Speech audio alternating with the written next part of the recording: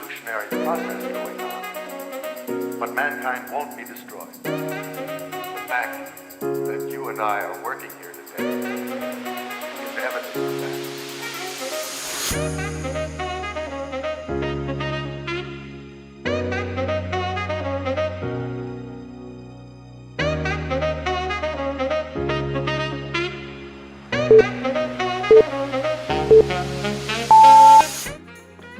Hey, how we doing, everybody? Welcome back to another episode of DCF Live, broadcasting to you guys from the DCF studio here on the south side of Chicago. Today is Friday, April 14th.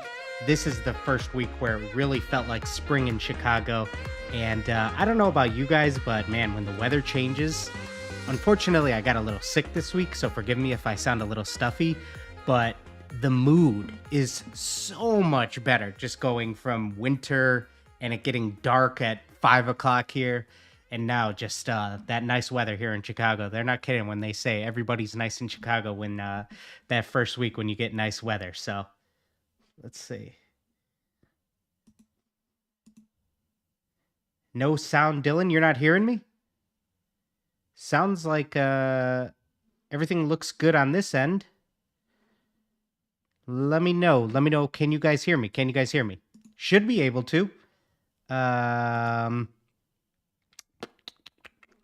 It's appearing on my end. Let me know here in the chat, guys.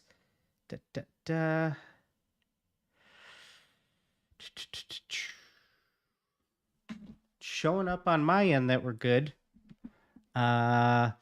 And yeah, we're gonna have a good stream today. Nonetheless, I've got some cool topic ideas, and today's the last day for our giveaway as well. So we are giving away. Everybody can hear you. Okay, thank you guys. Cool.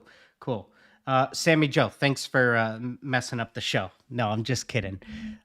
So real quick before we dive into today's topic, I want to show you guys these two shoes that are both going to be given away. That is going to end tonight. So we have the 90s Were Here Jordan 1s. To participate in the giveaway on these, head over to my Instagram at DeJesus Custom Footwear to participate. There's 3 different posts that you can comment on for an entry into the giveaway. There is a ton of entries right now, so I'm excited to see who wins these.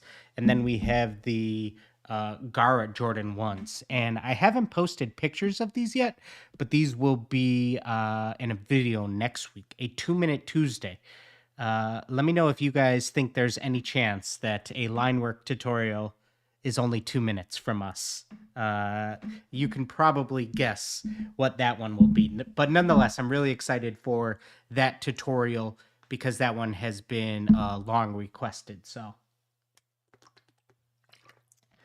But yesterday over on Instagram as well, I asked you guys, what are some topics you would like to see covered on DCF Live? And you guys are always asking great questions here in the chat, of course.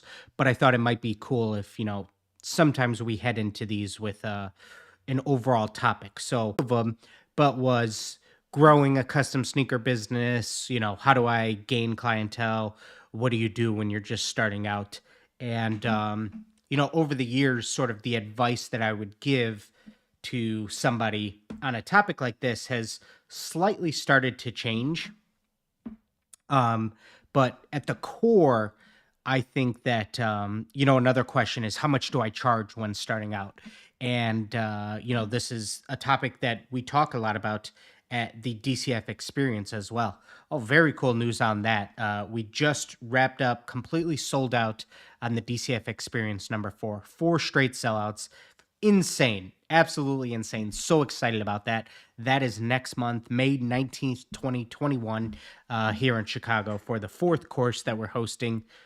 Super excited about that. I'm having Lucia Footwear Co., who is easily one of the biggest cleat customizers in the world, come out this time. I'm always going to try to get at least one other sort of well-known customizer to come help out and not only give really good advice, but, be a figure in the room that people can learn from and hear about their journey and how they got to where they're at, because, the path is different for everybody. It's really cool because, when I was growing up, I always wanted to be an architect. So it's not like when I was a child growing up in the 90s and 2000s, you could say, when I grow up, I want to be a sneaker customizer. That wasn't that wasn't really a profession, or there wasn't anybody you could look to that was doing that. Whereas now, kids growing up in the 2020s, if you're a teenager nowadays, you can actually say, man, I think it'd be really cool to potentially, be a sneaker customizer one day. That would be awesome if I could turn this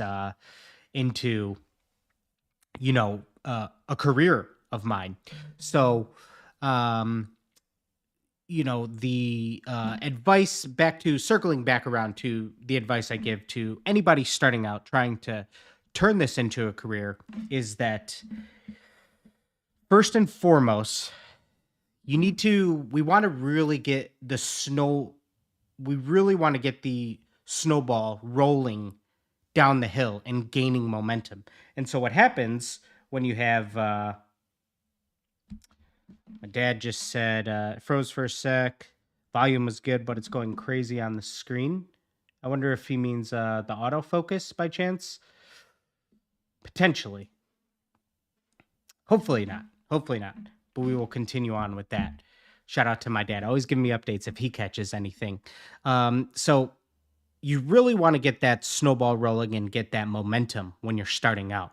So it's easy to let a lot of things get in your way.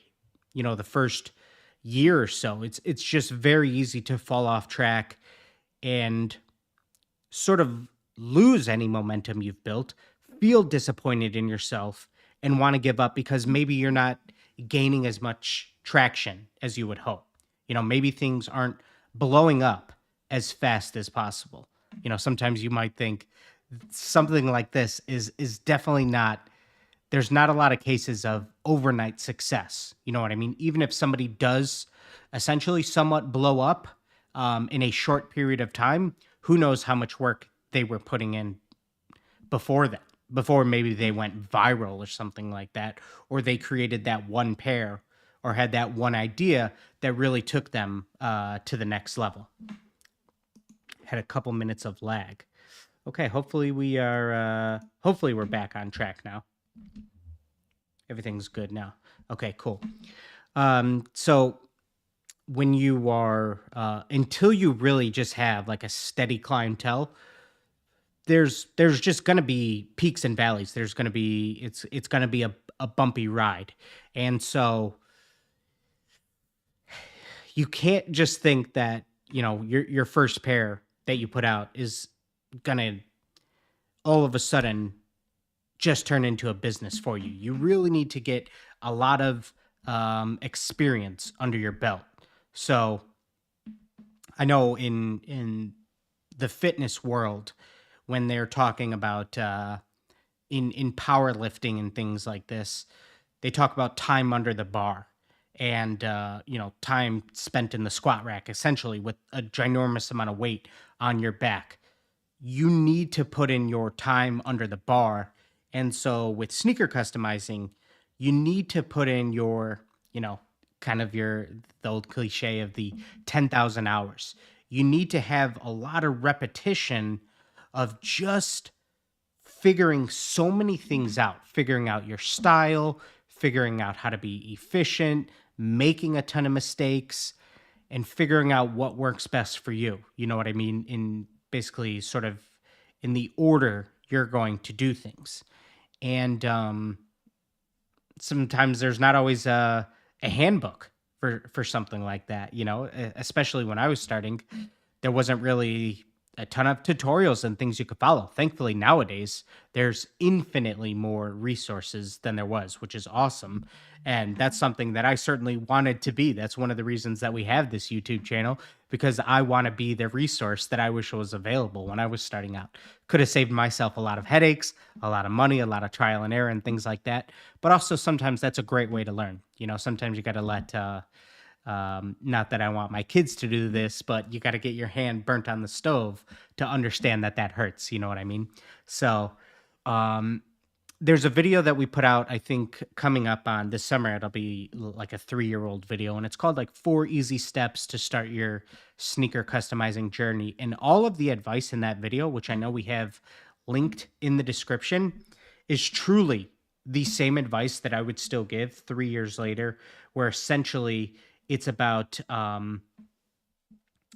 you want to have you want to try to get friends and family members who are willing to support you and let you test out some things on your first, handful of pairs. So if you can get friends and family that say, you know, here, I'm willing to give you a pair of shoes, whether that's, in something that I just had laying around, or I'm willing to go out and purchase a new base shoe for you, maybe a pair of Air Force Ones or Jordan Ones or some Vans or something like that.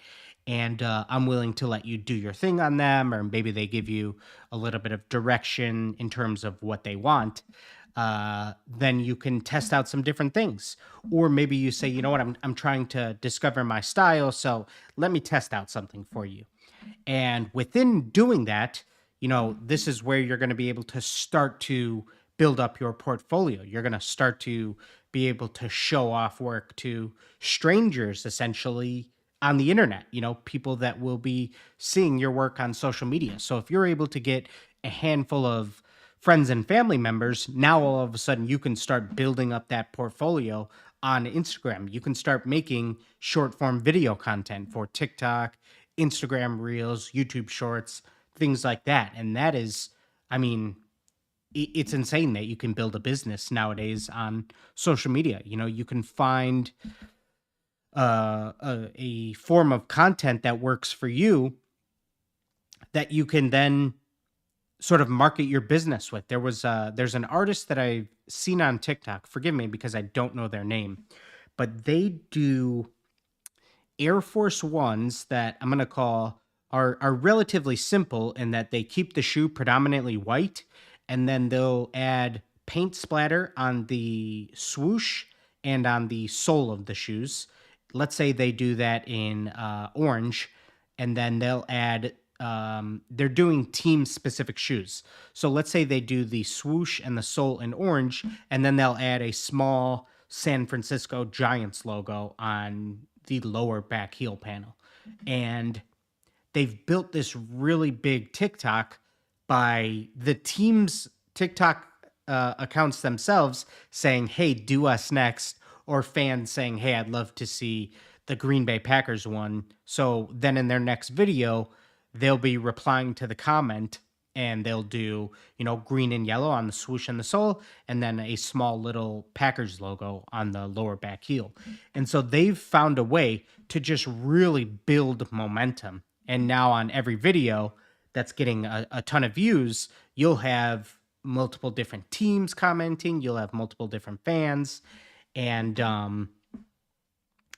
it's crazy that, sometimes you can find one thing like that, like they tested one video format, and it just, they really have a big snowball going. They have a ton of momentum. And forgive me for not knowing the artist's name, but I was just talking to somebody about it the other day.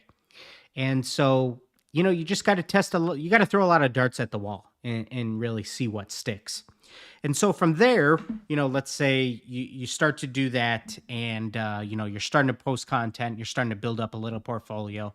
One of the next questions is, how do I market this? How do I continue to gain more clientele? There's a few different things that you would do after that very beginner phase of just getting some pairs under your belt. Then, as hopefully you started to maybe find a little bit of what you like to do, let's say you're starting to do things like, let's say those team style shoes. So let's say you have, a friend, a family member that says, hey, I want you to do a pair of Chicago Cubs themed shoes for me. Okay, so you do some Cubs shoes. Now what you can do is, how can I market to Cubs fans? Essentially, you could try to join like super fan groups on Facebook of, I'm sure there's tons of Cubs fans Facebook groups. You could be looking at, subreddits, Twitter threads where you'll be able to, reply to let's say the official Cubs account and say, check out these Cubs Air Force Ones that I just did. And anybody who's looking at, the tweet that you're replying to, for example, which would probably be Cubs fans, there's a chance that they might see your post. You know what I mean? So trying to then see how can I market to the right group who's into what I'm doing. And let's say you're doing anime style shoes. So if you end up doing something like this, how can I then try to find Naruto specific Facebook groups or subreddits or whatever, or Discord servers, whatever the case is? Try to find a way to market to super fans. You know what I mean? Whatever it is, sports teams, anime, movies, whatever the case is, you know? And at the same time, you want to try to target groups like that, but you also want to then try to create sort of digestible content that anybody could enjoy, even if you're doing something that's incredibly, you could call it niche like this, where it's about a specific anime. How could I still show this in a cool way, you know, in short form video content that, you know, average Joe who maybe is just in the shoes might see something like this, but because he loves Jordan 1 so much, he might then be able to say, hey, you know, I saw this guy Dillon on TikTok posted this video of doing these Naruto shoes. It'd be kind of cool if he did something for me, but I'm a big, you know, I'm into stuff that's much more simple. But my favorite colors are, you know, red and orange. So now I want a red and orange pair of Jordan 1s from him or whatever. You know what I mean? Try to just create something that you want to try to make different forms of content that can reach different people. You know what I mean? Sometimes you want to cast a wider net.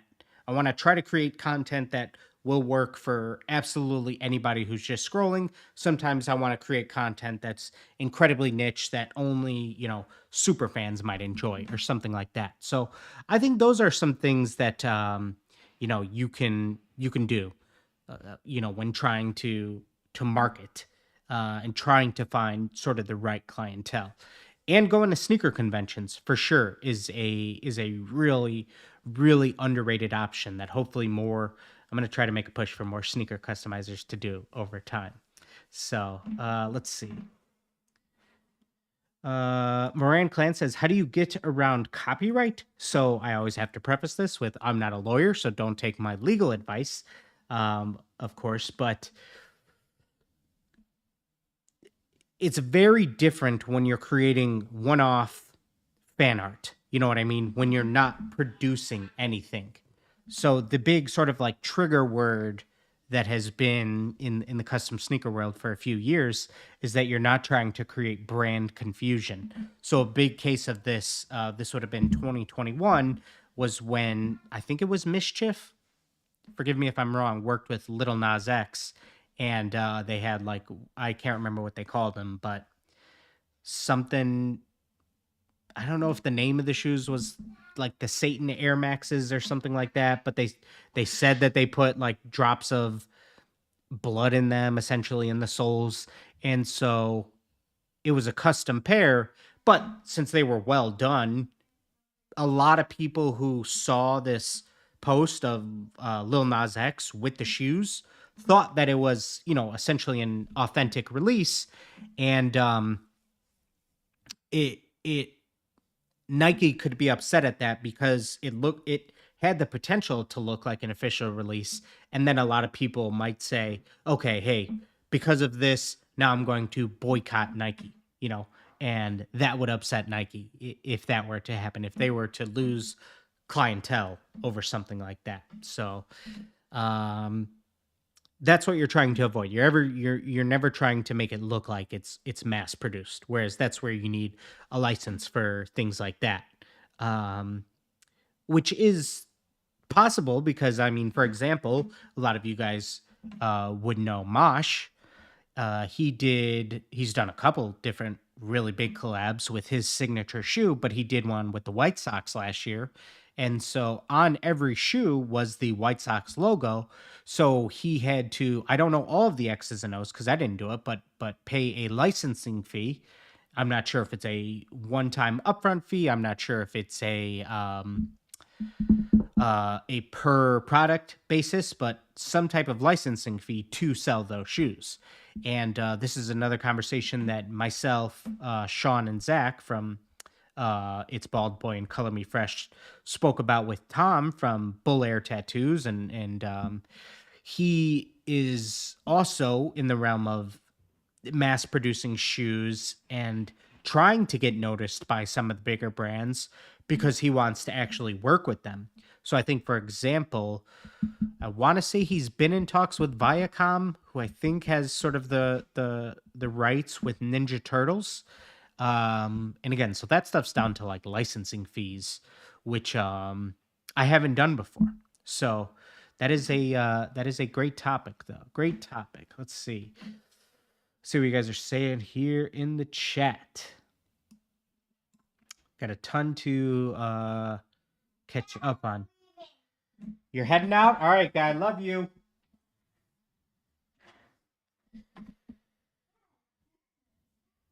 Claudio here says the newer your videos, the more wiped out you look. I hope you're getting sleep. That's for sure, man. 2 kids and a busy business will do that to you, without a doubt. How many 2-minute Tuesdays have really been 2 minutes? Truthfully, I don't know if there's been more than 2. I would have to check how many episodes are in that playlist. I'm curious, but not a lot, unfortunately. I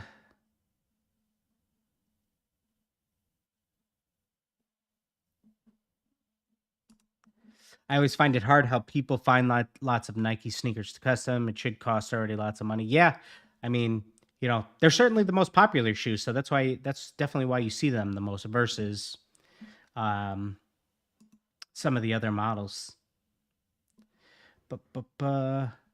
Sydney says, I've had a couple old friends who gave me some old pairs. Yep, that's the way to go, man. If you can find friends that will support you, without a doubt. Claudio says, Facebook Marketplace could help. Buy $20 white kicks. Could be dirty, clean them, and customize it for sure. And something I've always said is what you can do, and I think this is in that 4 easy steps to start your customizing journey video. If you have a white pair of Air Force Ones, you can do something on them. Once you're done finish painting them, once you've done some content, you could acetone all the paint off and do another thing. You know what I mean? To add another piece to your portfolio, to do more content around and things like that. For sure. So, I mean, if you're trying to save money, without a doubt. Sammy Joe here says, I just found out that Dick's has a warehouse store near me with a bunch of brand name sales shoes. I didn't know that existed. It may be worth searching for in other areas. Yeah, what's funny about that, Sammy Joe, is I saw on TikTok, I didn't know Dick's had warehouse stores, and I saw that there was one near us. And we went and checked it out, and I can't remember. It has a name for the name of the warehouse store. But nonetheless, the TikTok I saw showed that they had like just dirt cheap clothing as well. I mean, like, $2-3 shirts and shorts and stuff like that. And when we went there, not only was the store like very bare, very empty in general, this stuff wasn't even like on sale. It was, pretty much the same prices that you would find at Dick's or Marshall's or something like that. Maybe a little bit less than Dick's, not full retail, but the prices that you would find at Marshall's or TJ Maxx or whatever. So not incredibly good deals, but worth checking out. I'm sure it's, if you have a good one, sometimes you might be able to find some awesome deals. Graffiti Jester says, I've personally found Reddit to be the best way to market to people with specific interest. Yeah, absolutely. Because there is, as somebody who's not a Redditor, there is subreddits for everything, without a doubt.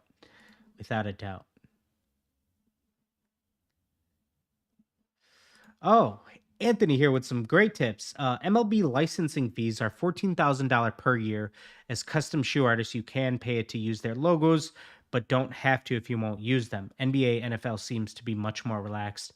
MLB and PGA don't mess around. Interesting, $14K per year to use their logos. Now, Anthony, is that why you Photoshop out their logo on the post of the players wearing their custom cleats to avoid, like, are you saying that you would need to pay that licensing fee just to post pictures of athletes wearing custom cleats? If true, that's tough. That's tough. Every brand industry differs. I know with Disney, with cartoons, Disney is fairly strict in sending cease and desist for painting their characters, whereas other companies may not be. You know what's interesting about Disney is the last time I was there for a wedding, this would have been 2017 in October. Um, I saw an artist at maybe Epcot, maybe Magic, maybe it would have been either Epcot or Universal. Um, there was just literally a custom sneaker artist. There was just somebody there painting Vans with characters on them, same day, and I didn't have a chance to stop and talk to them for too long. Um, but I thought it was very cool because it almost in a way didn't seem they had one of those little outdoor carts, so it almost didn't seem like it was Disney sort of sponsored. It definitely seemed like an outside contractor. So I thought that was super interesting, and I'm very curious what that payment what the sort of how that business works for them, if they pay, sort of to rent that space and then they're able to charge whatever they want, or Disney gets a cut of everything. I wish I would have had the chance to talk to them a little bit more about that. Technically, yes, if jersey logos are showing. Crazy. Interesting, man. That's tough. That's tough just for showing their logos in the pictures. Because I know sometimes you put the team's logo on the cleats, but if you just paint a random pair of cleats for a player and you want to post a picture of them wearing them, it's tough. That's tough. Dennis here says, any suggestion with photo shoot of designs? Let me know what you mean. Let me know what you mean, Dennis. If you're saying you have a specific pair of shoes and you're curious what to do for a certain photo shoot, let me know. Your stuff and your ways of helping the promoting everyone's work is awesome, super inspiring. So thank you. Very cool, man. Thank you for that nice comment, Charles. That means a lot. I certainly think it's very cool to be able to spotlight different artists and showcase how much talent there is in this industry. I mean, my goodness.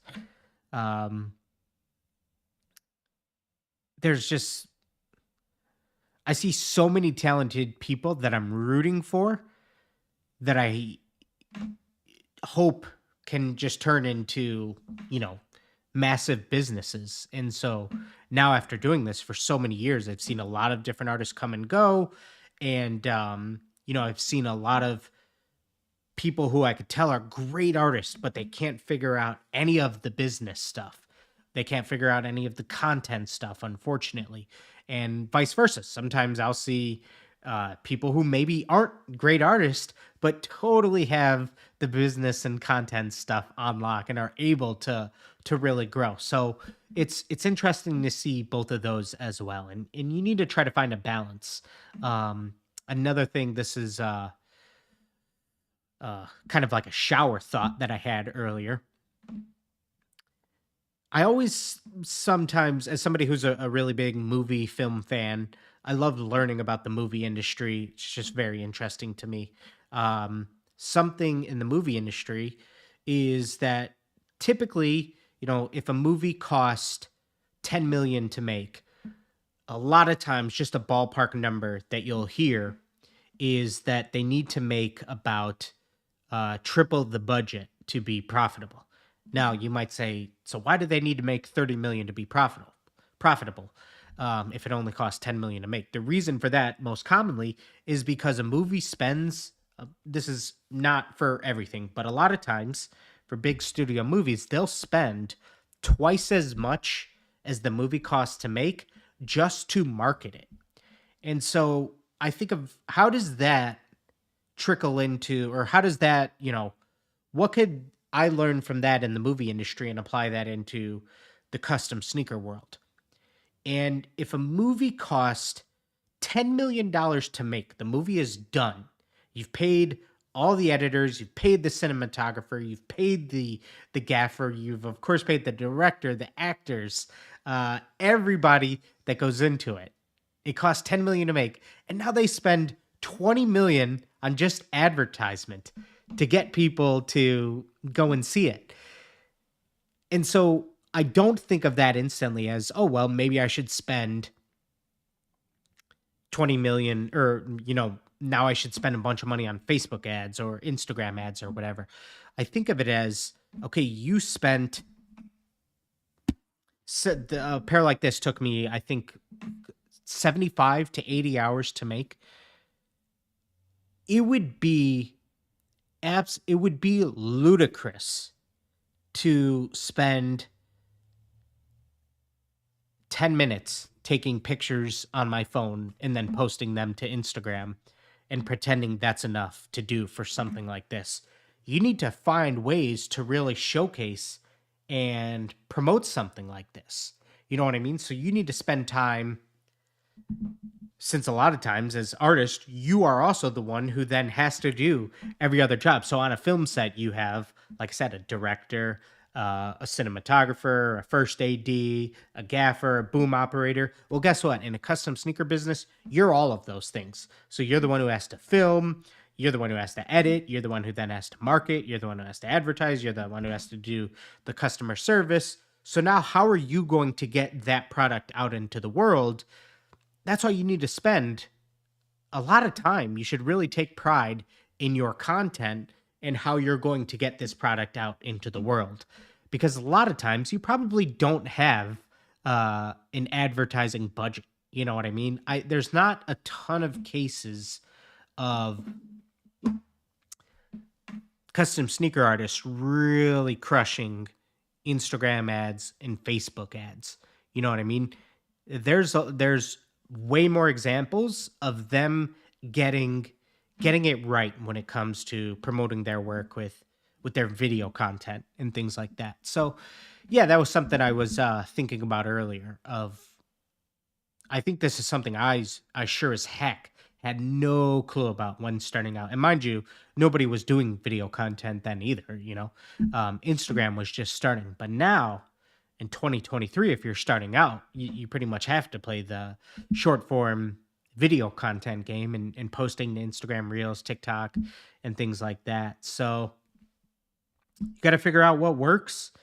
And like, for example, here, Jalen Evans says, I'm not the best with marketing on social media. Any tips? See what's working. Try to figure out what videos are working well in the custom sneaker scene and say, cool, how can I put my own spin on those and try to recreate it? How can I put my own flavor into those? So yeah, I really enjoy trying to learn from the tattoo industry and from the movie industry and think about how can we apply those things to the custom sneaker scene. Because if you think about it, this probably sounds, we're still very much at sort of like the ground level of the custom sneaker industry as a whole. You know what I mean? It's been around for, it's hard to say when it dates back to custom shoes, but I mean, like, it certainly was going around of people were doing stuff in the 90s, but how many registered businesses in the United States, according to the IRS, were customizing sneakers in the 90s? Probably not a ton, but I'm sure a lot of OGs in the industry started in the early 2000s and things like that. And then, obviously it really started to blow up in sort of the early 2010s with the boom of Instagram and, the rise of artists like Mosh and stuff like that. So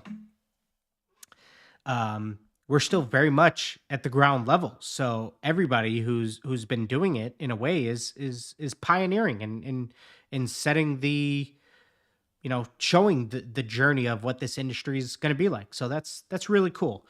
You know what I mean? Mitch Green here says, when registering LLC, what industry does customizing shoes fall under? That's a good question. I'm not sure of the exact one. I'm just trying to think of what some of those would be. Fashion.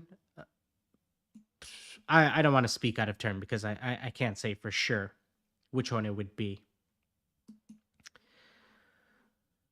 Trying to think if I do know which one it falls under. Let's see. Probably says on my taxes. Tax day. Let's see. Although I don't have an LLC, I have an S corp. It's still essentially the same thing here. Of what industry? Let's see.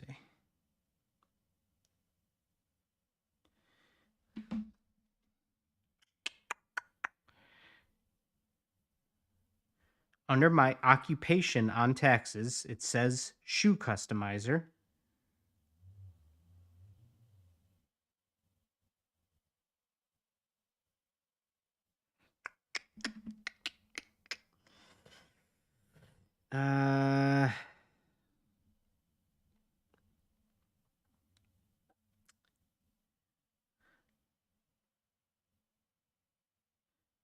Nope, I don't see it here, unfortunately. Last section I could check here.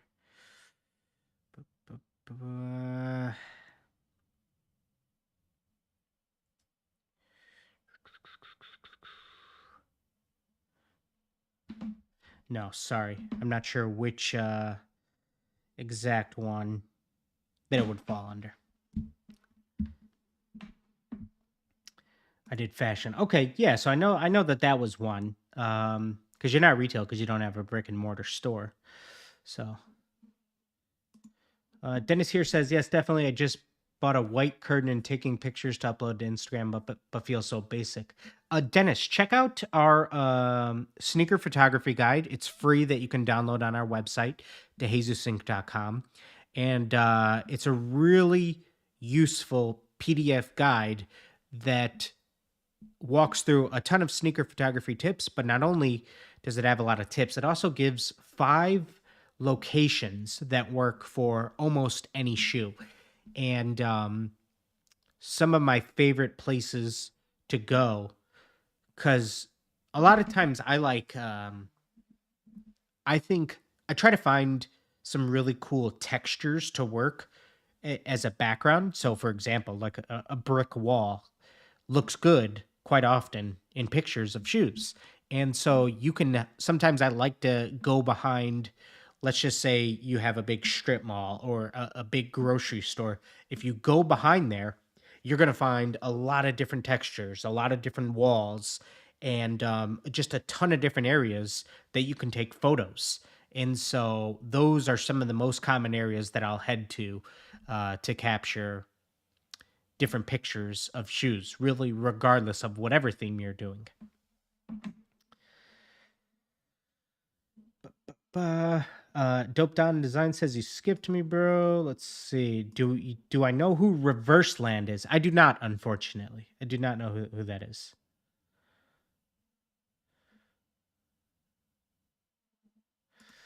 JM here says, been thinking, what makes sneakers in general, let alone custom kicks, be so profitable? Simply people just wanting cool looking shoes. What makes sneaker in general, let alone custom kicks, so profitable? I mean, the sneaker industry is growing every year. I mean, sometimes you if you were watching Shark Tank, you would have somebody go into the tank and right away all the sharks are always, oh boy, they always roll their eyes when they say whatever the product is that they're pitching, oh, this is a part of a $5 billion industry. I know there's been different numbers that have been put out over the years that the sneaker industry is, a $3 billion industry or whatever the case is. So I mean, just sneakers are huge. I saw a tweet the other day that kind of sums this up. It was funny. It was 20 years ago, if you saw somebody wearing Dunks, you knew that they were really into shoes. If somebody was wearing rare Dunks, you knew that they were essentially a sneakerhead. Now, if you see somebody wearing Dunks nowadays, there's a good chance that they're probably not really into shoes. And it was sort of a play on how everybody has the panda Dunks and things like that. But just in general, something like that, like there's so much. There's think about it. I mean, there's commercials and stuff nowadays for, StockX and stuff like that, and it's just become so much more mainstream. Speaking of that, if you're into shoes, if you're into sports movies, if you're a fan of Viola Davis, Ben Affleck, go and see the movie Air. I went and saw it last weekend. 5 out of 5 movie. It is phenomenal. Ben Affleck, I talked about this last stream. I think I said I was excited to see it. Ben Affleck, one of my favorite working directors today, absolutely crushes it. Matt Damon is great, but Viola Davis, my goodness, she is so good. She is such a talented actress, and the movie, just in general. Myself being a Chicago guy, I have always worshipped Jordan, of course, so I know so much of the story already. But it's still so cool to see it all play out. But it's funny, I was discussing the movie with one of my friends who's not really a sports fan, and he said the only bad part about the movie was I knew how it was going to end, which was so funny because that never even entered into my thoughts about the movie. Of course, I knew that eventually Jordan does sign with Nike. He doesn't end up going with Adidas or Converse, but it's just so funny that it didn't even that never even entered into my thoughts because Jordan with Nike is so synonymous that of course that. But yeah, it is a great movie, so definitely go and check that out. Dope Down Design says the one above that. Let me see. Head back up.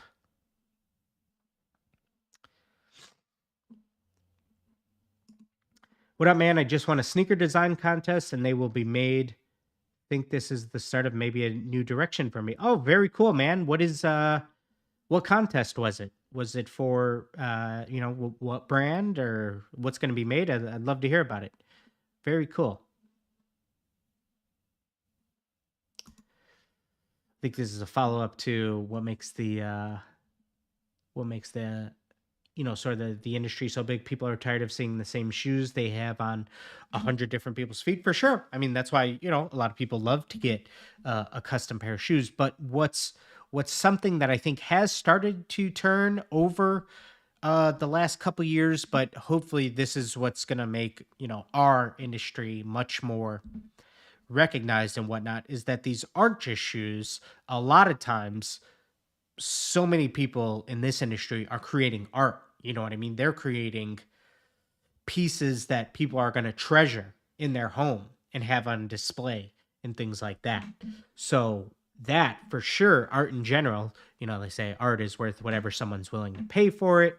So, I mean, that alone is a huge part of why hopefully custom sneaker prices can raise and it can be a much more profitable industry for people that are entering it. SB Dunk Lows. Nice, man. Congratulations. So what was the contest? Who's producing these? Is Nike making these dunks that you designed? That'd be pretty crazy. That would be pretty crazy.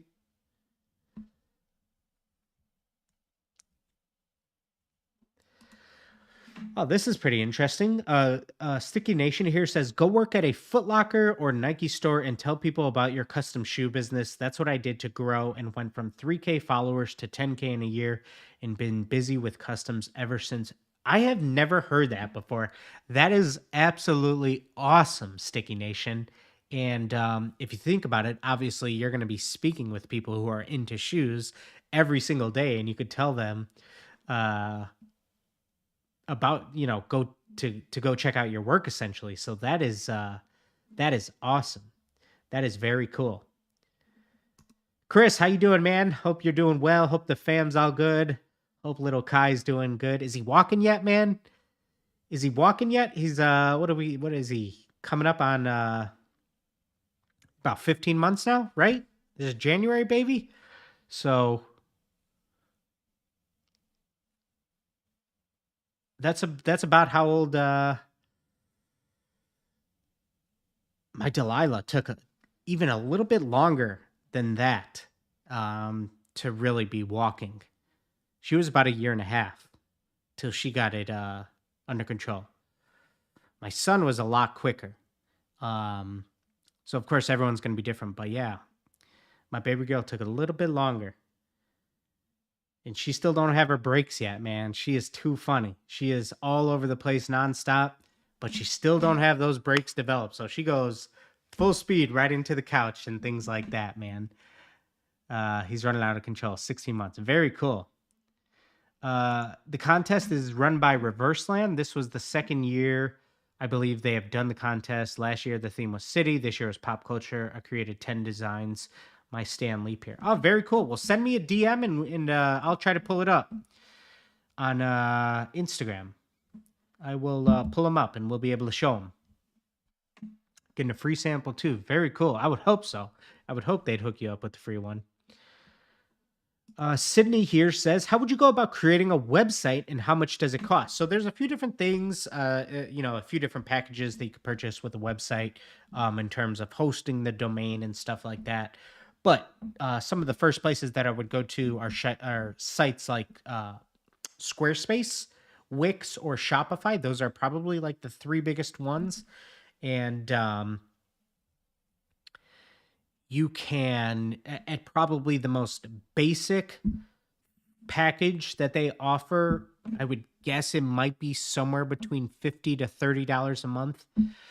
So just ballpark it. Let me just call it $25 a month for those, and then maybe a little bit more for the domain itself, so that's probably what it cost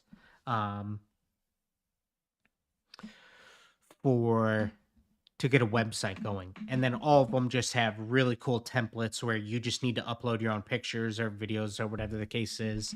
You don't have to do any, back-end coding or stuff like that anymore. It's much easier to create a website. So definitely check out some of those.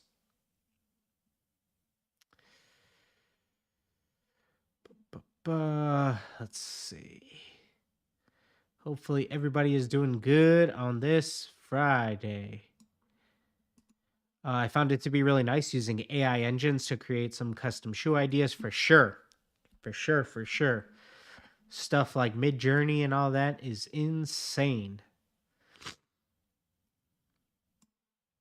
How do you go about making stencils? I do mine on a Silhouette Cameo, so typically I might do whatever design stuff I need to do in Photoshop, and then I'll bring it over into Silhouette Cameo. What's the best airbrush company you would recommend? I use a Badger Patriot 105.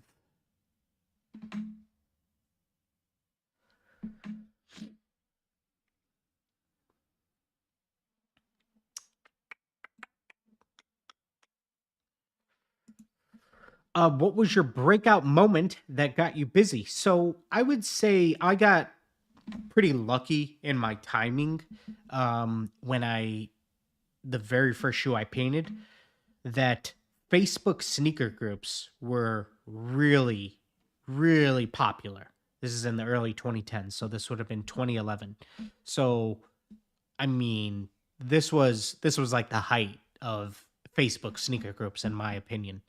And so the very first pair of shoes that I did, posted them in Facebook sneaker groups, and right away, my very first pair, I had people saying, oh, cool, how much for you to do something for me? Would you be willing to do something for me?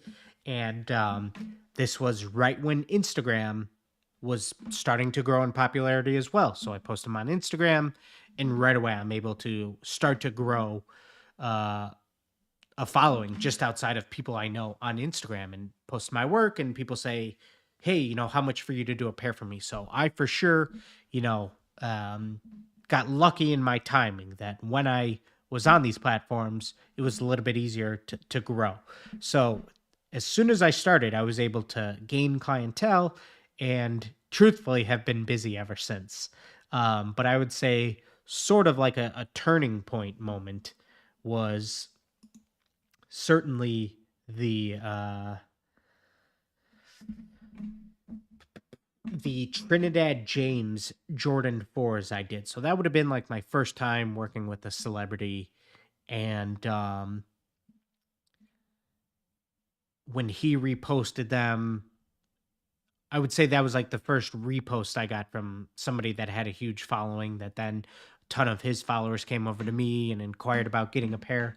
So I would say that would have been huge. And I think that would have been like about a year in. I want to say that was like January 2013. And so that's when I realized I was still in school at this point. I was finishing up my third year of college in 2013. And I said, okay, I got to pick a path here. It's far too difficult for me to want to grow this business, not just maintain it, but also still focus on my schoolwork. So had to pick one. And I knew where my passion was. So that's when I went full time with doing shoes. So yeah. Yep. JM, have you ever thought of having a kiosk in the mall? Curious how that might go. Yeah, so I believe that it is just a rental fee that you pay. Yeah, I'm sure it's different at every mall. It's something that I definitely thought about, but I haven't thought about in many years. It's something that I considered early on of potentially a way to grow the business and, to have foot traffic every day seeing your work. But one, right away, I knew that I couldn't be the person working there because I would have to be the person essentially on production painting the shoes. And I knew I didn't want to do that live every day. I knew I wouldn't get enough done. I would get distracted, of course, just by talking to people. So I would have to pay somebody to be there and essentially kind of market and network with all the people. And, at the same time, I figured the best person for that job as well would be me, but I just knew that I couldn't do both. I couldn't actually produce enough while working there. I can't multitask that well. So, yeah, that's why I never really went down that path of considering that one too much. But yeah, I think that would I love strange ideas like that of ways to consider marketing a business like this. So yeah, I'm not even curious what the average cost to rent one of those would be. But I've always just thought, man, yeah, if you just happen to find the right person walking through the mall who not only, maybe they see, hey, that's a pair that I really like, I'm interested in buying those, but you also might get those grandmas walking around Christmas time, or those aunts or uncles that say, "Ooh, this would be the perfect gift." You know what I mean? Like I think that's where you would get a lot of that clientele as well, that see it and say, "Oh man, this makes for a great gift." So you would probably do really well towards Christmas season, of course, like a lot of businesses do. But yeah.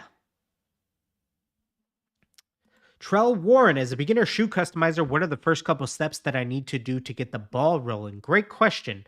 We talked about this at the top of this stream. So if you want to go ahead and head back now, or once, the rest of this stream is over, definitely rewatch the beginning of this because I talk through a lot of that. So there's also, I referred a lot to a video that we have on our channel called 4 Easy Steps to Start Your Customizing Journey. If you haven't seen that video before, definitely check out that one for sure. I am Jave, hopefully. Forgive me if I said that wrong. Says, how do you go about starting the business? Do you buy multiple shoes up front or buy a pair, sell a pair? So the issue with sneakers is versus even something like clothing that, if you're doing t-shirts, there's so many sizes for shoes. So just men's sneakers alone, 8, 8.5, 9, 9.5, 10, 10.5, 11, 11.5, 12. 12.5 isn't very common. size 13. You have 10 different sizes just going from men's 8 to 13. Plus, men also wear sizes bigger than 13. You have 14, 15. Obviously, those are less common, but this isn't even accounting for ladies' sizes. So there's just too many sizes to be able to justify putting so much of your capital into purchasing shoes up front. You know what I mean? And when you're starting out, just in business terms, I would say most people starting out sell their custom shoes for probably somewhere,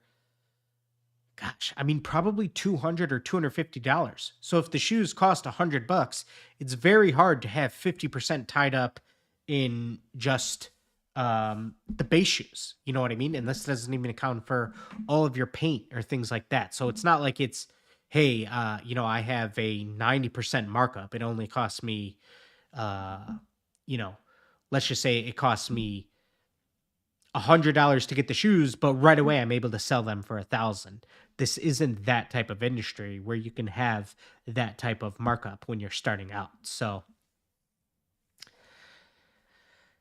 yes, that's the very hard part about it. So the question was, do you buy multiple shoes up front or buy a pair, sell a pair? Just in general, it's hard to ever have inventory as well. So I think you're just trying to start the business. What you can do is buy the most common men's sizes, which are going to be 10, 10 and a half. Therefore, you give yourself the highest likelihood of finding somebody who's interested in purchasing those, because they're a very common shoe size, and do your designs in a size 10, 10 and a half. And then if you're just trying to build up your portfolio, you paint something like this. Hey, if anybody's interested in purchasing these are a size 10. I made these just because I thought it was a cool idea. And now if anybody's interested, you can purchase them, or let me know your shoe size. I'm now taking custom orders on these. So that's what I would do.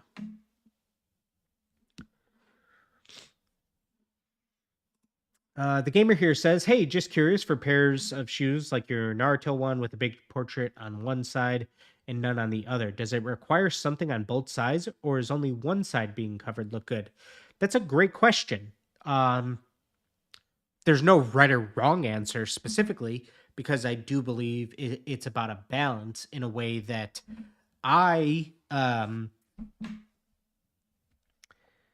don't think I need, because on the other shoe, this is the left shoe, I have on the right shoe, I also have another portrait of Gara on the outside of the shoes, and on the insides of the shoes, I just have it's more blank. There's still stuff going on, but I don't feel to complete this design I need another portrait or something like that. That's just in this case, sort of a preference, the way I worked out the design, that to me it feels there's enough balance within the two shoes that I don't need a portrait on the inside as well. That's also going to be a huge time component. That's obviously a portrait like this is going to take a significant amount of time. So now doing two more portraits, now the time you spend on these has significantly gone up. Are you going to be able to, let's just look at this, potentially from a business side, are you going to raise the value of the product that much more, or enough, I should say, based off the time you're going to spend doing those two additional portraits? Sometimes the answer will be yes, sometimes it'll be no, but just sort of from an artwork perspective, I think that you don't, necessarily need to. Will you ever do a cleat review contest like you do with sneakers? I do want to do that. Yes, I do want to do. Maybe I'll do that this year. A full episode of reviewing your customs with all cleats. That would be a cool one.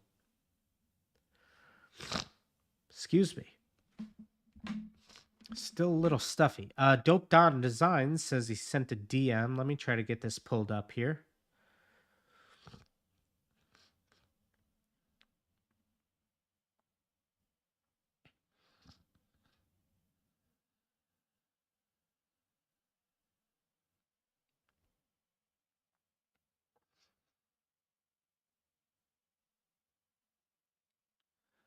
So here is the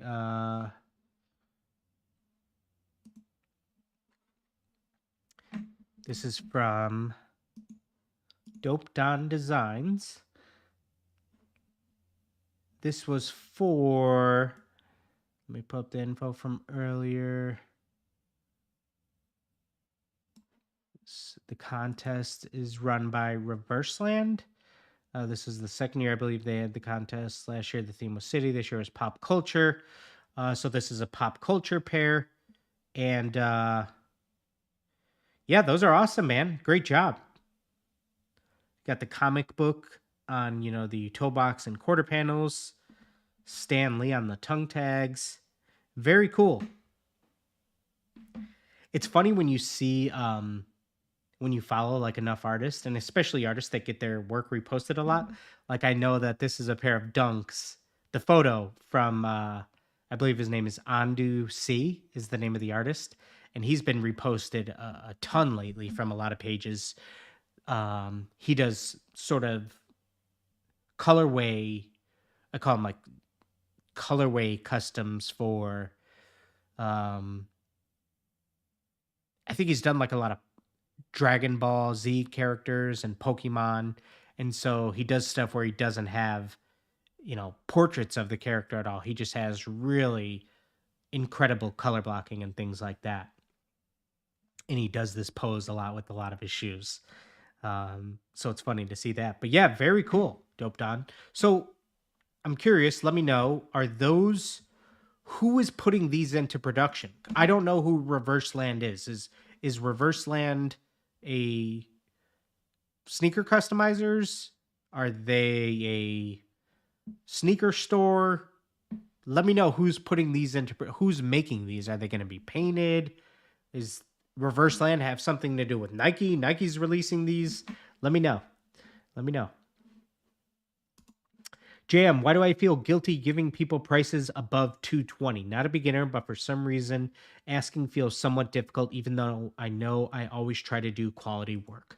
Talking about that's because there's a stigma with money. You know what I mean? A lot of people just in general don't feel comfortable talking about money. And I have a lot of thoughts about this. For some reason, I can't help but think about the school system in general, that I feel we're not taught enough about money, unfortunately, not just like mathematically how to do addition and subtraction problems. Here, a waiter, your bill was $9.73 and you hand a waiter $10. How much change do you expect back? I'm not just talking about that, but just in general, talking about money and things like that. There needs to be more financial classes in school. Because like I said, I think people just for some reason don't feel comfortable talking about money. But I'll try not to go down that path. I think a lot of artists go through what you're speaking about here, Jam. And it's because you don't ever want to make it feel, even if you believe the work is good, you never want to make it feel like you're ripping somebody off or something like that, or you're charging them more than somebody else would or something like that. So I think that's sometimes as well, if the market value of custom shoes, like I'm so curious. I wish ChatGPT could give me the answer to this. If 1,000 custom shoes were sold last year, and there was a lot more than that, what was the average price that they were sold? I would be so curious to know, because if I had to bet, if you just took a random 1,000 custom shoes that were sold, I mean, there was probably hundreds of thousands, honestly, in the entire world. There probably was. If you just took a random 1,000, what would that average price point be? I would probably bet, unfortunately, it's not too far off from that 220, 250 range.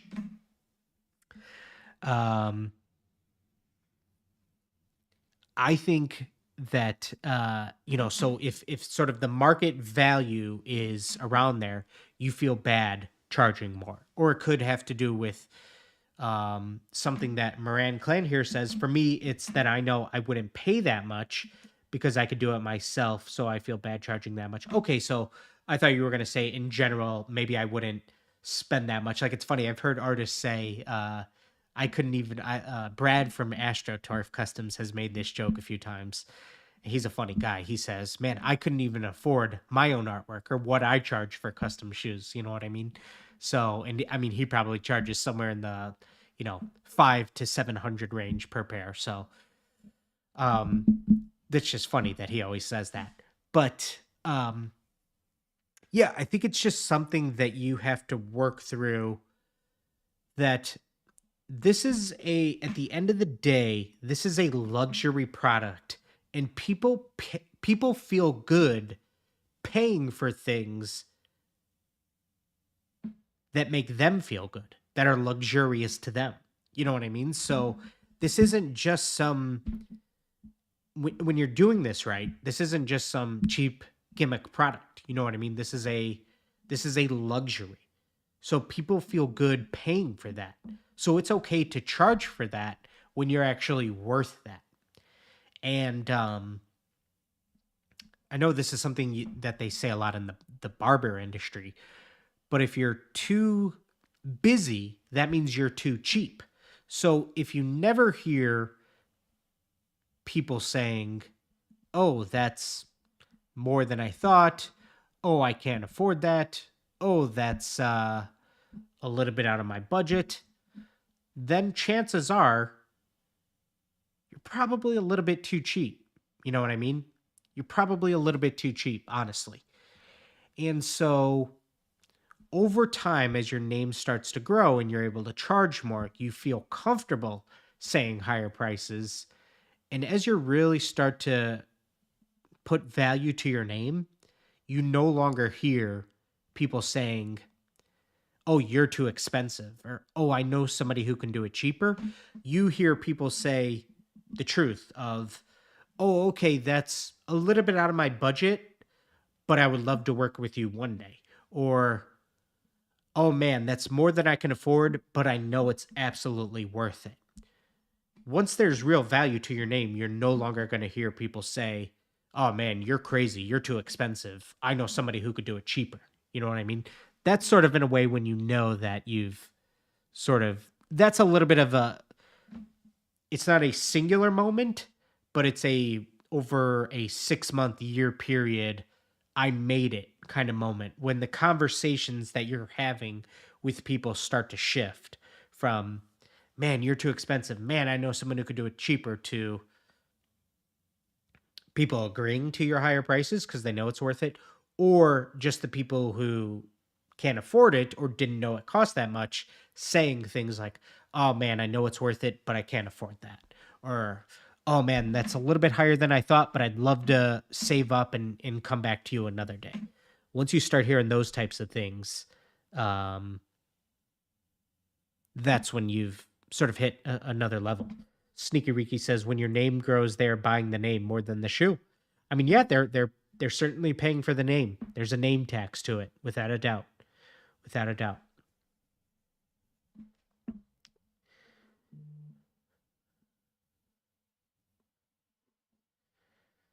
Without a doubt.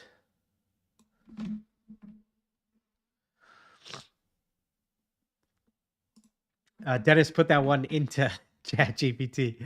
Awesome. As an AI language model, I don't have access to current market data to provide you with an accurate answer to your question. However, the price of custom sneakers can vary widely depending on factors such as the complexity of the design, materials used, and the reputation of the artist or company producing the sneakers. Absolutely, yeah. This is what we just talked about with Sneaky Riki there, that, the name has a price to it as well.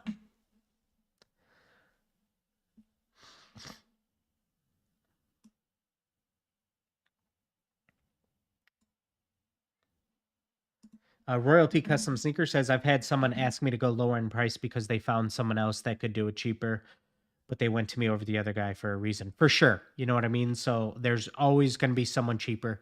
But the thing is, I kid you not, guys. I kid you not. I swear to you, I haven't heard of the thousands of inquiries I've had over the last, really since being on YouTube, and that's where I know my business went to another level. 5 years, I haven't had somebody say, I know someone down the block who could do it cheaper. I know my cousin who could do it cheaper. But when I was starting out the first 5 years or whatever, I heard that all the time. You know what I mean? All the time I would hear that. So you need to grow your brand. You need to grow your value in a way. And then people naturally, okay, so people don't walk into Dior or Gucci, Versace, Louis Vuitton store and expect things to be cheap. You don't expect it when you walk in. But when you walk into a different store that has a different name, you might be looking for a deal. You might be looking for lower price stuff, you know? So grow your brand, grow your value. AD here says it's hard too if it's your side gig, you don't really want less per hour than you make doing your regular job. And a huge factor with this, while I agree, why it's so hard to just think of this as your art as a per hour thing is because you're just totally not factoring in how many hours it takes to run a business. All the marketing, all the advertising, all of the photo content, all of the video content, all of the customer service, all those hats you have to wear as a business, those are working hours as well. You know what I mean? And so those don't get factored into, okay, if this takes me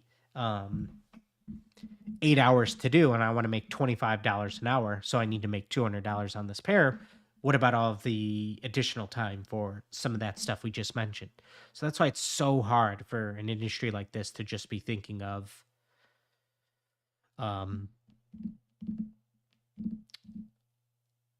per painting hour basis. You know what I mean? 8087 follows up with you charge what you're worth and add tax.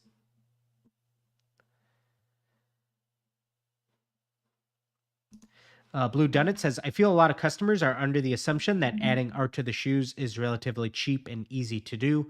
I started out charging $80 to $100 for the work, and people were surprised by the cost. Yes, so I think I might have talked about this maybe in the last DCF Live, maybe not. In very, very interesting way to combat this that I think all artists should do. I know some people say, "Oh, you know, I'm not trying to show the secrets of how I do it." I'm not saying you need to make tutorials on how you do it.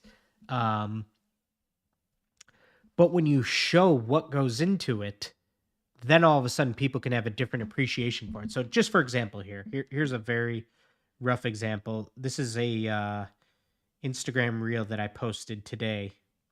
Let's go to it. Switch over here.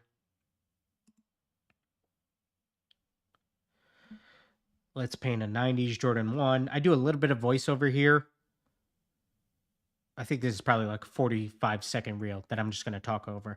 But the thing about this is when you look at this, now somebody who, a non-sneaker customizer, somebody just viewing my page, can see how much goes into a final product like this. You know what I mean? They see all the steps. Whereas sometimes somebody who doesn't know any better might just look at the final product when you're just posting photos and say, oh, I didn't know that it was that complex. I didn't know what went into it. But when you see something like this is just a 40-second reel. You start to realize, oh man, there's a lot that goes into this. That artwork doesn't just get on there by itself. So as sneaker customizers who essentially have to create content anyways, when you can showcase your work like that, like just show different steps of the process, show the process, document the process, people can start to have a different appreciation for your work and see what goes into it. Take a drink of water here. Thank you guys, man. It's been a great chat today. The chat has been booming all day. Good to see you guys. Thank you for joining us. Been going about an hour, 16 minutes. We'll go about another 10 minutes or so.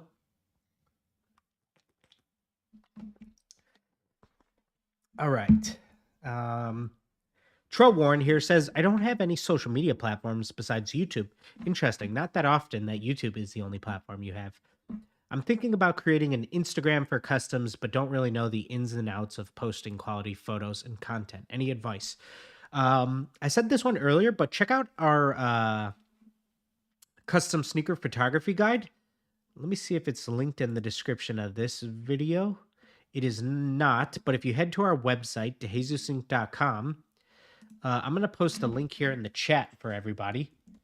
Download, it's free. Download our custom sneaker photography guide, and this will give you a ton of great tips and tricks, locations, where to shoot your photos, and much, much more.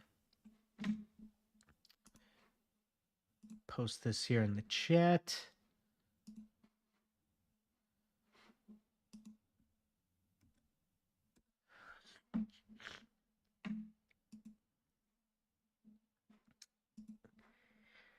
And yeah, since you're already doing video content, now, taking your long form YouTube videos, and I'm not sure if you're already doing YouTube shorts, but the content that you're posting to Instagram Reels can also work for YouTube shorts and things like that.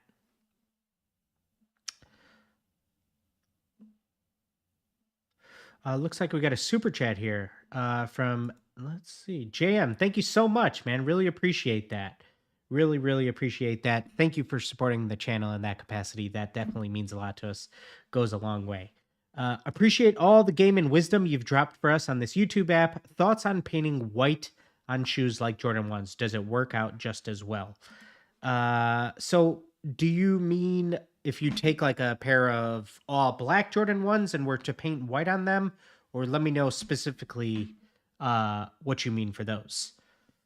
Painting white on shoes like Jordan 1s. Yeah, so I'm assuming you're talking about you have a specific colored pair and you're talking about painting white. In general, I think that it's very hard to paint true white on a colored surface because white paint is so translucent that it takes so many coats. So you are much better off using something like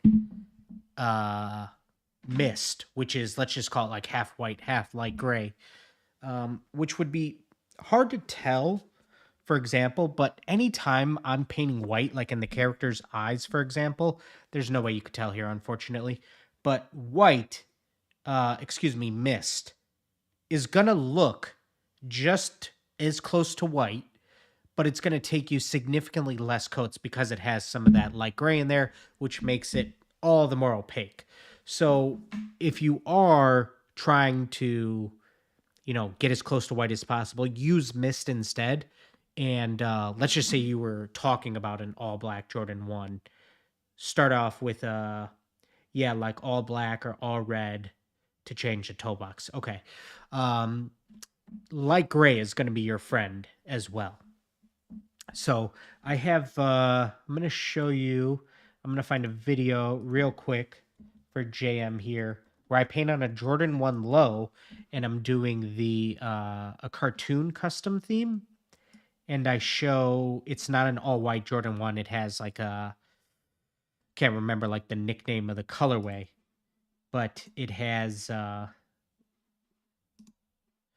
it's like a maroon base. And I show how I go about doing that using light gray instead. So that will really, really help you. Using light gray, 1 to 2 coats of that, and then moving into like mist. But true white is just so opaque that it just takes far too many coats that it would become unwearable, especially on, a toe box. So you really want to be careful about that. But again, really, thank you for supporting the channel like that. How about a shout out? My uncle here. What's up, Uncle Al? How you doing?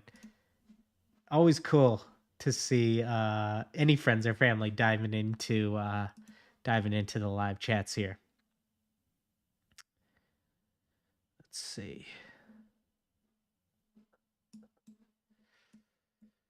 Always good to see you guys chatting amongst each other as well.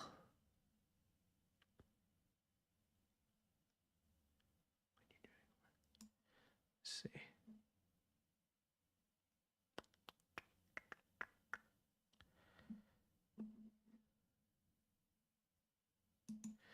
Ooh, this is a good one here. Because I see there was a couple comments about it. Hey Dylan, I love these Friday lives. My question is, how come I see some customizers blow drying heat setting simultaneously while airbrushing? So that is purely a matter of needing to go fast. You know what I mean? That is absolutely not the way that you want to do it, because the paint is not curing to the surface at all. So that is, essentially just needing to rush through the project, which a lot of artists are under pressure for tight deadlines and things like that. But that is not what you want to do, because the paint needs time to cure. So you need to give it at least 15 minutes or so of dry time. A great way to think about the heat gun versus blow dryer is okay, so think of it as you're swimming in a pool, you're all wet. Do you get will you get more dry faster um on a day where you get out and there's no wind and it's just sunny and it's just hot? Are you going to get drier like that? Or would you get drier on a day where you get out and it's not as hot, but it's windy? You're going to get a lot drier like that. So pretend that the heat on that bright sunny day is the heat gun, versus the blow dryer is on a day where it's not as hot, but the wind's blowing. You're going to get a lot drier like that. So that's why a blow dryer is better if needed to get your paint to dry. You won't need a heat gun just for paint to dry on leather. A heat gun is needed if your blow dryer can't get hot enough when you're painting a sock liner or fabric or something like that, and you need to reach a certain temperature for the fabric medium to actually activate. So yeah. Levicus here says, sorry, Dylan, I was so inspired by your Los Muertos shoes for Sakura Gallery that I'm working on now a shoe as well and trying not to look the same. Very cool. I would love to see those when they're done. Boy, oh boy, Dia de los Muertos. Is just, to me, that is like a never ending cycle of inspiration. Like, if I could paint Dia de los Muertos shoes for the rest of forever, that would be awesome. Because you would never run out of colors, you would never run out of things to do. It is so fun. I need to do another pair soon. I need to do a pair from like my own for display. For sure. Jalen here says, how do you feel about this new wave of reconstructing sneakers, Jordans as an example, and sewing them on cleats? Do you think that's something beneficial to learn in the cleat world? Yeah, I think that in the cleat world, you're definitely going to start to see more reconstruction on pairs and stuff, and that's really cool. You know what I mean? I think it's also really cool, something that, like, I do a ton of these where I try to make a cleat look like a Dunk or a Jordan 1. I think that's really cool when done right by other artists, myself, when you can achieve a look through paint. That's a talent as well, to be able to capture a recon look with paint. But also sometimes there's going to be, certain players and stuff that will want a recon pair. They might say, I want exotic skins on my cleats. Of course, you're going to have players that want that. So it's cool to be versatile, man. I would love to. I always say I'm going to do it. I just don't get around to it. But I would love to know how to do recon as well, just because I'd love to have that as an option for sure. Royalty Custom Sneaker says, any tips for increasing viewership on YouTube? I try not to be too focused on numbers, but my last few videos have performed poorly compared to my first couple.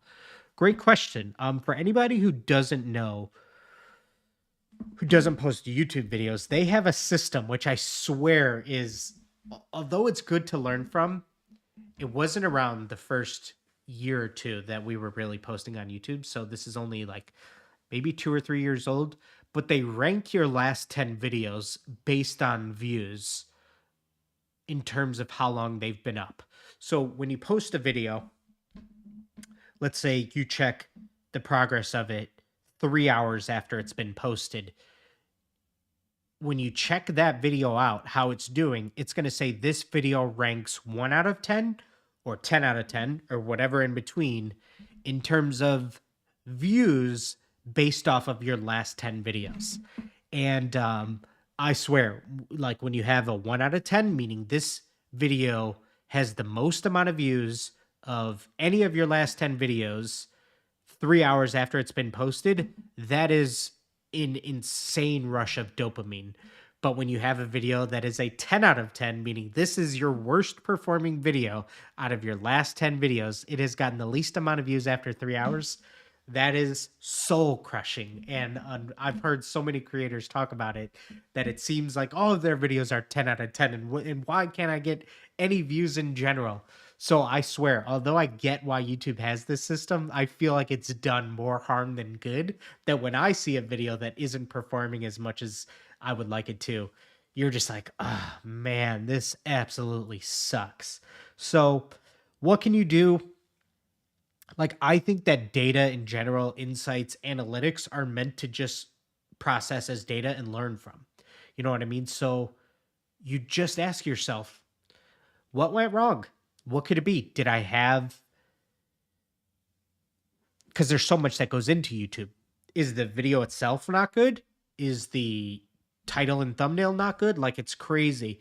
It's just insane how much your title and thumbnail really matters nowadays.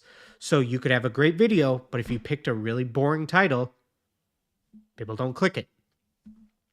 Or if you made a boring thumbnail that doesn't enhance the title, even if the title's good, but if the thumbnail doesn't spark curiosity, which is what you're typically trying to do with a thumbnail, then, you know, all that hard work you put into the video could just be down the drain. So, any tips for increasing viewership? Try to find out what the difference is between your first few videos that worked well and these last few that haven't performed as well. Potentially, maybe these are some of those 10 out of 10s, 9 out of 10s that I spoke about.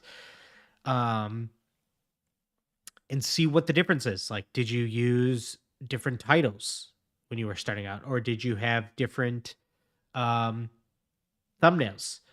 Did you post them at different times? Like, did you previously post at Wednesday afternoons and then these last few ones have been Friday nights? You know what I mean? See what variables there are that are differing. And then, other than that, try to make the best videos possible. Try to say, what can I do to make these videos better? Try to look at the retention graph. See where people are typically leaving for your videos. Are they leaving? Is there a massive drop off halfway through? Okay, why does that happen to be? Oh, because that's when I go into time-lapse mode on every single video, or whatever the case is. Just try to learn from what's working and what isn't. And YouTube is a evolving game. You have to see what's working, what isn't with other creators. Potentially within your niche, potentially outside of your niche, and model what's working and what isn't. So, for example, I believe I talked about this on the last DCF Live. I really tried to somewhat change up our videos, really starting with, there was a cleat tutorial that I did last September, and it was called How to Prep a Cleat in Under an Hour. I feel like that was the first video where I really tried to make a change in that I said, I want the videos to feel a little bit tighter paced. I want them to have a stronger hook of an intro to give the viewer a flavor of what's to come in the video, to really make you want to stick around to see the entire thing by teasing what's to come and to capture your attention. You know what I mean? That's what a good hook does. And so YouTube places a lot of emphasis on how much of your audience is still around after 30 seconds. And so, you're shooting for somewhere around maybe 70%, which sounds crazy that 30% of people that click on a video leave in the first 30 seconds? That's if you have a good video. So I just really wanted to tighten up the videos, and that previously with Jason and I, when we were putting out videos every single week and sometimes even multiple, I remember almost treating each YouTube video almost like it was a weekly episode that I would provide maybe little updates here or there at the start or end of the video. And whereas now you're almost trying to, I think if I had to categorize it, I would say now I'm trying to create videos where if somebody's watching my videos for the very first time, what is my first impression? I want this video to be about this topic. So you want something that I've seen in a lot of YouTube analysis is reinforce the click. So remind them why they clicked on the video. So if you click on a video and it says if you click on a video that says recreating your designs, where I'm holding a sketch of a shoe in one hand and then the finished shoe on the other hand, the title says recreating your designs.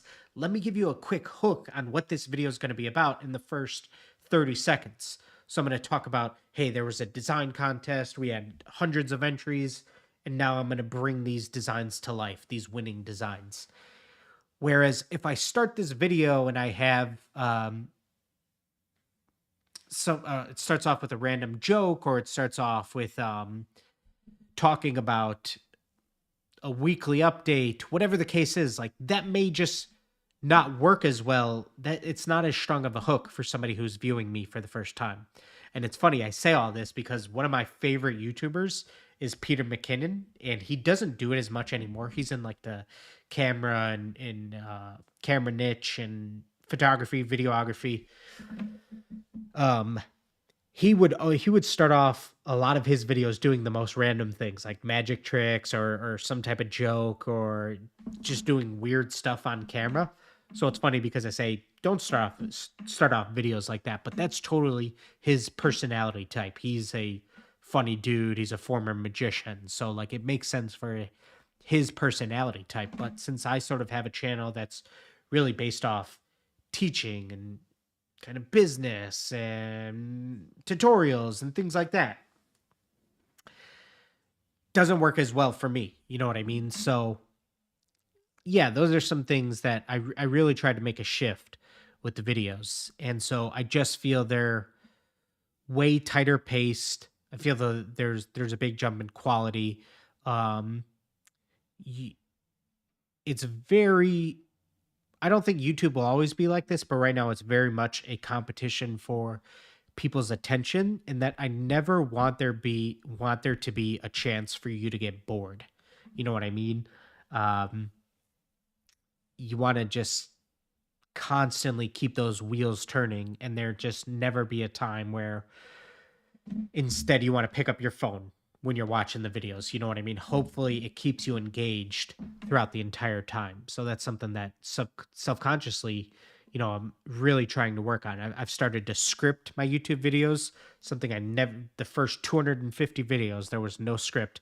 I would just turn on the camera and record. But now I try to write out the entire script. It's like when you're writing an essay, you do a rough draft, then you try to fine tune it, remove parts that feel unnecessary.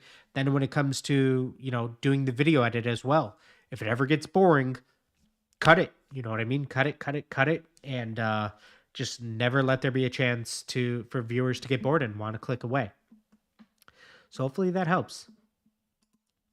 Which audience would you say is the biggest for this custom shoe business? Great question. Audience, would I say? Sneakerheads? Those are the people that are already willing to spend money on shoes.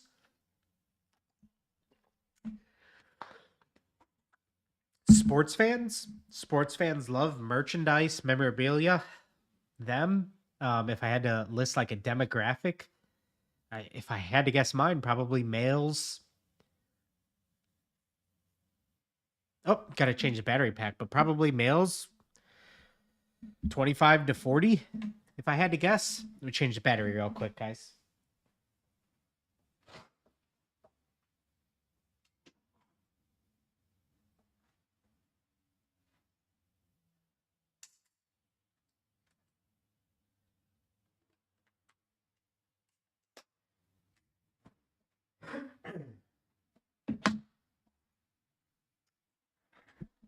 Okay.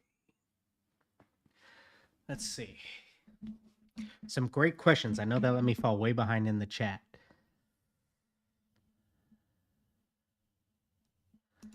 Yes, Sammy Joe here responding to Jamie F about the hair drying heat gun topic. I made a few posts recently about dryers and dry time on Instagram.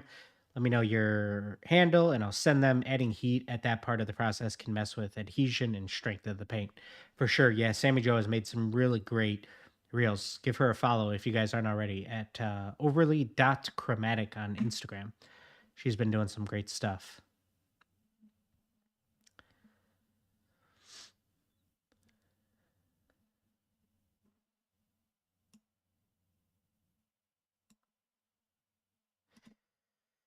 What is the best iPad for Procreate? I believe it's available on any iPad, even iPad Airs. Are iPad Minis? Are those still in production, or did Apple stop making those? But I believe you can get it on any of them. I don't even have an iPad Pro. I only have the iPad.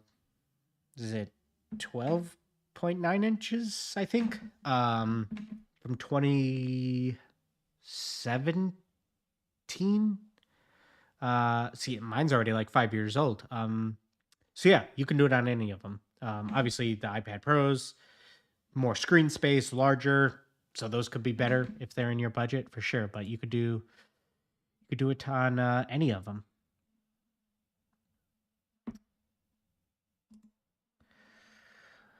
Dope Don Design says, I believe they're a custom shoe company. They are not affiliated with Nike. They had a large committee that voted, including Jeff Staple. Very cool. Interesting. I haven't heard of them before.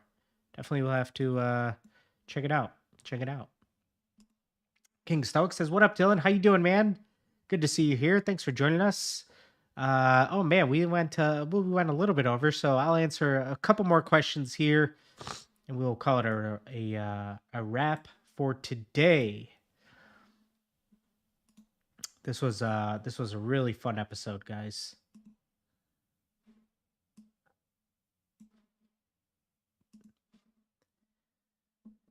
Make sure I'm able to try to get to everybody. Sammy Joe here says, by the way, y'all, the extended sneaker photography guide is so worth the $29 if that's in your budget. Thank you for that, Sammy. Really appreciate it. Yes, we do have so please check out the free version first. Read it front to back. Enjoy it, put it to use. If you do enjoy it and you want more, there's an extended version that even has some a video on how to do some photo editing, of how to do like a photoshopped background. So if you got so much value out of the free version that you decide, hey, I really want to learn even more, let me go ahead and check that out. What materials do I need to have before I start to paint a midsole? I don't ever recommend painting midsoles, unfortunately. On pretty much any shoes. Most of the time I have to assume this question is in regards to painting an Air Force One midsole, a Jordan 1 midsole, and anytime you're painting a rubber midsole, those ultimately are going to crack. So don't recommend painting them, unfortunately.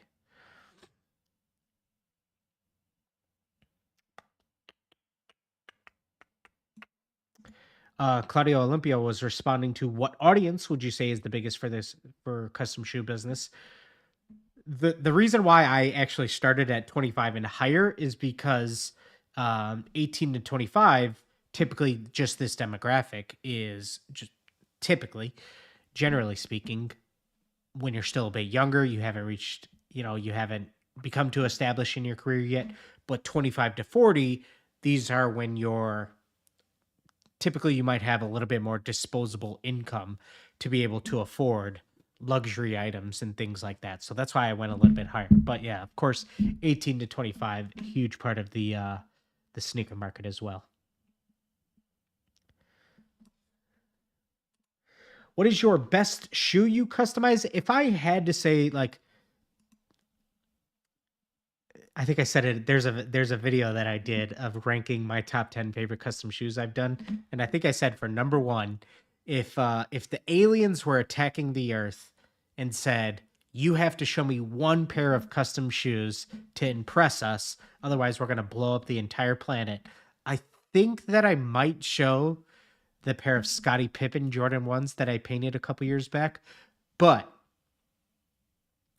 now I think that answer might have changed. If I had to show one pair to impress the aliens, it might be the Dragon Ball pair that I did for Gallery Sakura last year, which we do have a video on as well that went up in November. And I think the video is called "Are These the Best Anime Shoes Ever?" So yeah, it's probably between those two.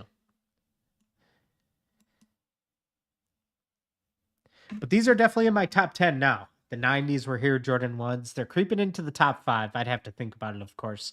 But they're for sure one of my top 10 favorite pairs that I've done. So make sure you guys check out the giveaway for those two shoes as well. The Gara Jordan 1s.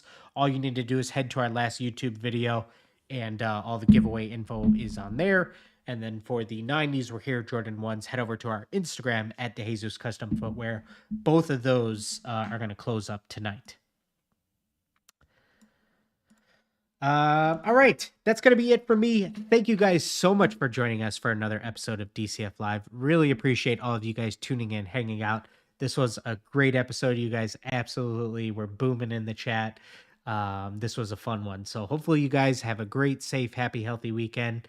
Hopefully you guys are able to create some really cool stuff. I've got some cool pairs I'm working on that I got to go wrap up that we'll be showing soon. And we have a tutorial, 2-Minute Tuesday, coming next week on Linework Stencil that you guys are going to dig. Let me know if you think that there's any chance that it be in 2 minutes. And, that would be anytime we get close. That's always a celebration. But nonetheless, thank you guys again. And that's going to be it for me. Peace.